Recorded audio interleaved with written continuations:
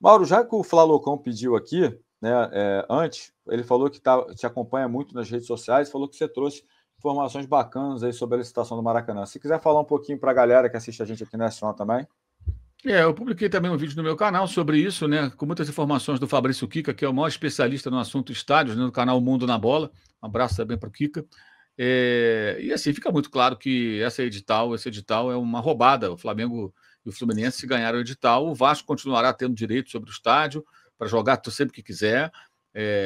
Vai continuar tendo aquele problema lá das mordomias do Estado, que aí pessoas do Flamengo até falam em off, mas embora moralmente não seja legal, aquilo tem um custo pequeno em relação à operação toda e tal, tudo bem. Mas são vários problemas, a cobertura que vai ter que ser trocada em algum momento, que vai custar muito caro. Ou seja, você não tem domínio sobre o estádio, você só assume responsabilidades pagando caro. Agora, qual é o problema? O Flamengo não tem plano B, nem o Fluminense. Qual é o plano B? Não for Maracanã, vai jogar onde? Até construir um estádio, 4, 5 anos para você ter o terreno, construir, vai jogar onde? Então o Flamengo virou refém. Qual seria a opção?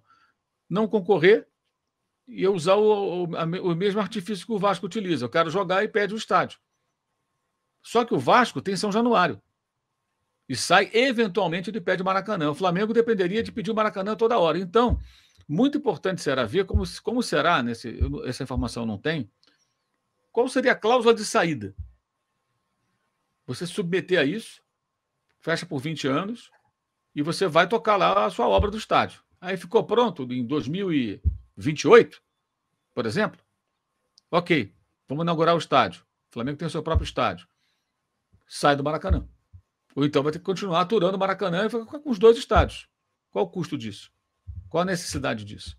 Enfim, complexo, bem complexo, e o clube está numa sinuca. E me chama a atenção como, durante essa gestão do Landim, que já vai para o seu último e 6º ano, né, em 2024, e como nos 6 anos de Bandeira de Melo, especialmente nos 3 últimos, quando o clube já estava mais estável financeiramente, nunca se pensou para valer num estádio do Flamengo. Para valer, definir, arrumar o terreno, buscar os parceiros e botar o bloco na rua. Nenhum dos 2 fez isso. Muitas vezes parecia que era para pressionar o Maracanã, né? Exatamente. Houve também o dinheiro torrado na Ilha do Urubu, que era uma ideia boa. Isso. Eu jogo na Ilha do Urubu e vou no Maracanã nos grandes jogos.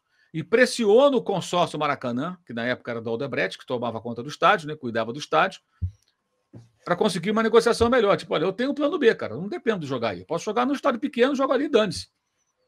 Mas aí caiu a torre de iluminação, aquela coisa toda, e o dinheiro foi perdido, fala assim, 28, 26 milhões que o Flamengo teria investido ali. Foi um bom dinheiro, e para quê? A ideia não era ruim, era replicar o que fez o Atlético em Minas. Jogava no estádio Independência, né, do América, que é uma concessão América, é o estádio público também concedido ao América, e só ia para o Mineirão nas horas importantes. Ele ganhou uma Libertadores jogando no Independência, a final do Mineirão. Na final, ele foi na Minas Arena e negociou o Calil, uma situação. O Flamengo tentou fazer a mesmíssima coisa, só que não levou adiante. Um dia caiu a torre, fizeram um acordo e voltaram para o Maracanã. Pô, então para que aquilo tudo? Para que aquele investimento na Ilha do Urubu? Né? Na Ilha do Urubu, que se o Flamengo tivesse levado adiante, poderia até ter feito um estádio maior ali.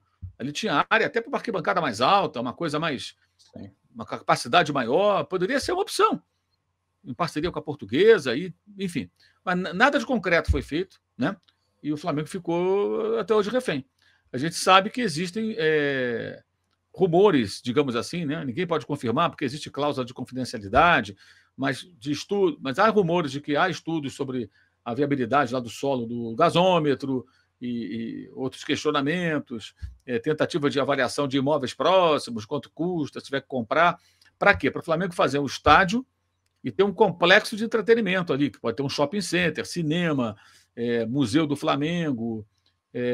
O que acontece? Se for o gasômetro é pertinho da rodoviária do Rio. E não é longe do aeroporto Santos Dumont. Uma reta, né? Até o Santos Dumont ali, praticamente. E também não é tão longe do Galeão. Não é longe do Maracanã e não é longe até do Galeão. Do Galeão, sim. Você sai da linha vermelha ali, tudo, você já desaba já ali, né?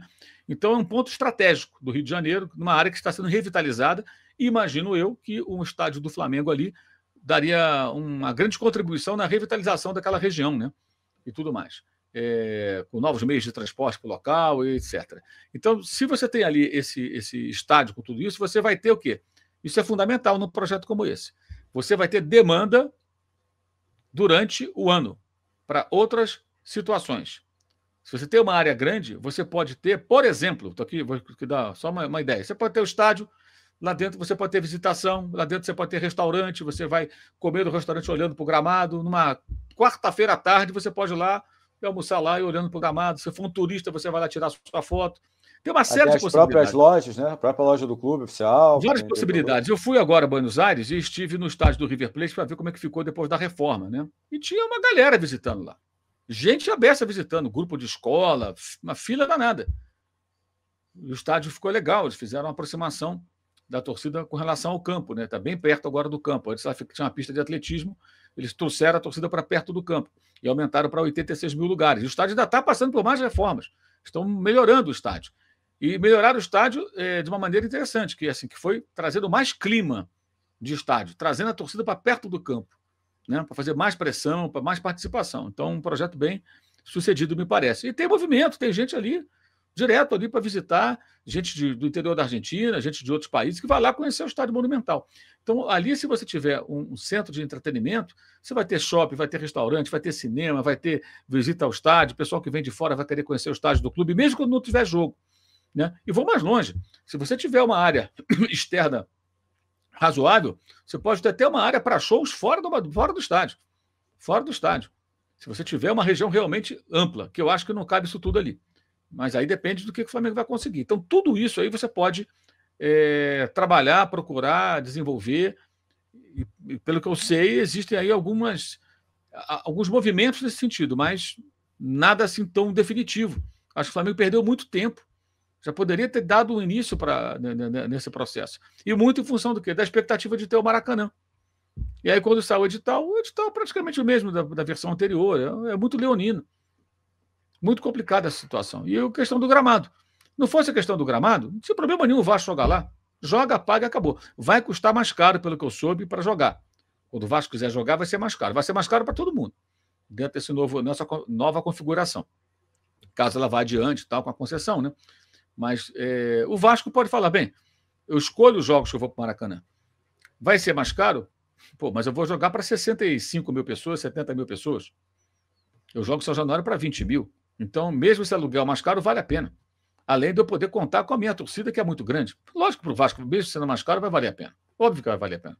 E aí tem uma série de questões, por exemplo. O Flamengo poderá fazer mudanças a área o setor do visitante, né? Ali o Flamengo perde muitos lugares ali com isolamento porque não tem uma entrada independente. Então você vai ter que fazer uma obra para criar uma entrada independente para o torcedor visitante, para não ter que anular aquelas cadeiras, e sim separar um pedaço da arquibancada, o cara entra separado, sai sem contato com a torcida local. Quem vai pagar essa reforma? É o Flamengo? Né? É o Flamengo. Tudo vai ter que pagar, vai ser o Flamengo. Flamengo, Fluminense, né? Todos os melhoramentos. Muito complicado, cara. Muito complicado. E o detalhe, vai ter que fazer isso dos dois lados, eu imagino, né? Porque você tem que ter a torcida visitante do jogo do Fluminense de um lado, do Flamengo do outro. Exato. Ou não precisa. Como é que vai ser isso? Não sei, aí esses detalhes eu não tenho, mas talvez tenha que fazer duas obras. Complexo, né? Bem complexo.